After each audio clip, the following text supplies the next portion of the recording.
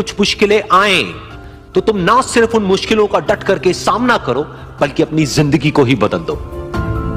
एक बार एक लड़की ने एक एंट्रेंस एग्जामिनेशन को क्रैक करने की बहुत कोशिश करी, बहुत मेहनत करी, लेकिन उसके बाद भी वो उसको क्रैक नहीं कर पाई, जिसकी वजह से वो अंदर से पूरी तरह से टूट गई, बहुत परेशान रहने लग गई, दुखी रहने लग गई। उसके पिता से अपनी बेटी की यह हालत देखी नहीं गई। फिर उन्होंने एक दिन अपनी बेटी को बुलाया और उन्होंने अपनी बेटी को कहा कि तुम मेरे साथ एक बार किचन में चलो, मुझे तुम्हें कुछ दिखाना है। किचन में पहले से ही उन्होंने गैस स्टोव के ऊपर 3 बोल रखे हुए थे। फिर उन्होंने उन तीनों बोल्स के अंदर पानी भरा, एक के अंदर कुछ आलू डाले, एक के अंदर कुछ अंडे और एक के अंदर कॉफी बीन्स, और उसको उबलने के लिए छोड़ दिया। उसके बाद में 5 मिनट हो गए, 10 मिनट हो गए, 20 मिनट हो गए, और वो वहां पर खड़े रहे अपनी बेटी के साथ में और उसको देखते रहे।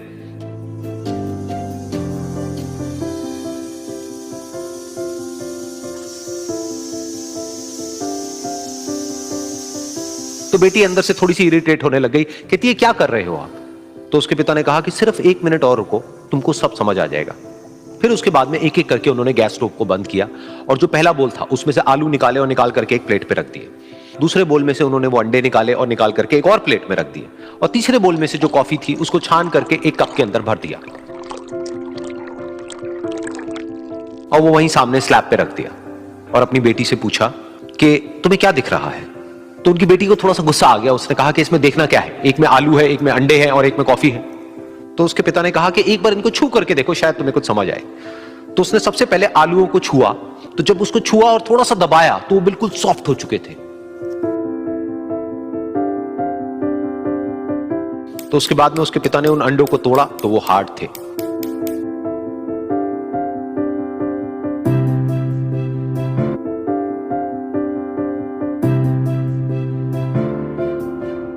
और फिर उसके पिता ने वो कॉफी वाला कप उठाया और अपनी बेटी को कहा कि एक बार इसको सूंघ करके देखो।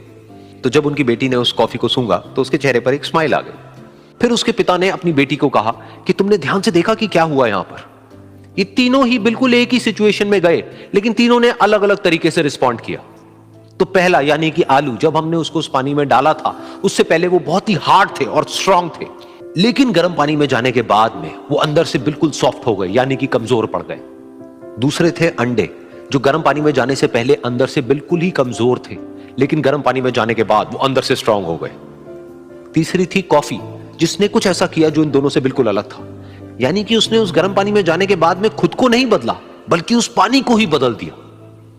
बिल्कुल इसी तरह से हमारी जिंदगी में भी होता है। तुम्हारे ऊपर है कि तुमको इन तीनों में से क्या बनना है।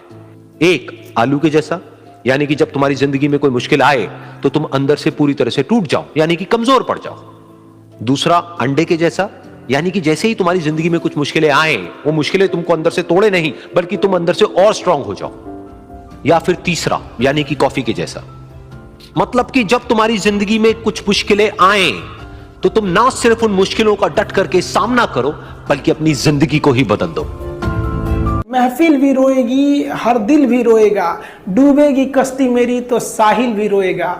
इतना प्यार बांटूंगा इस दुनिया में ऐ मेरे दोस्त कि मेरे मरने के बाद मेरे आशिक तो क्या मेरा कातिल भी रोएगा।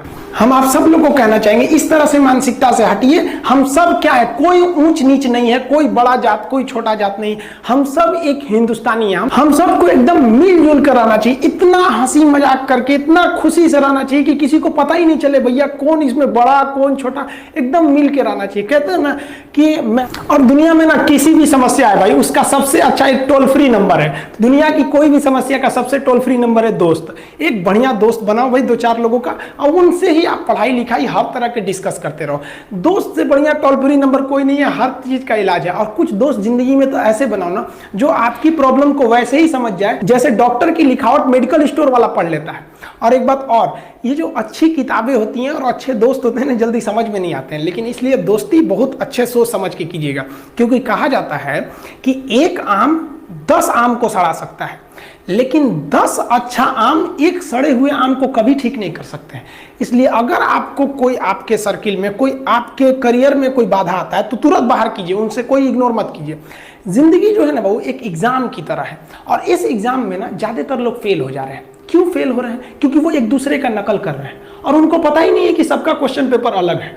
इसीलिए फेल हो रहे हैं। तो जिंदगी में सबकी समस्याएं अलग होती हैं। आप दूसरे की समस्या से केवल साहस ले सकते हैं, उसका तरीका नहीं अपना सकते। हिम्मत बनाए रखिए कि नहीं, हमें भी इस सफलता को पाना है। और ये जिंदगी जो है ना, एक अजीब सी रेस है यार, समझ में नहीं आता है। अगर तेज भागिएगा तो आपके अपने पीछे छूट जाएंगे, और धीमे दौड़िएगा तो आपके अपने ही आपको पीछे छोड़ के चले जाएंगे।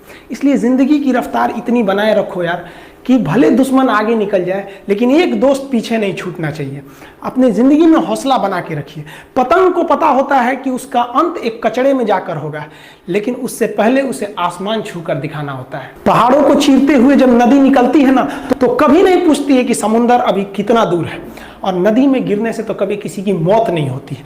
मरता तो वही है जिसे तैरना नहीं आता है। तो हम सब परिस्थितियों के आगे हार जाते हैं, हम हार जाते हैं। परिस्थितियां सबके सामने होती है। जो डट के रहा उसे मंजिल मिली, और जो नहीं डटा वो हार के चला गया।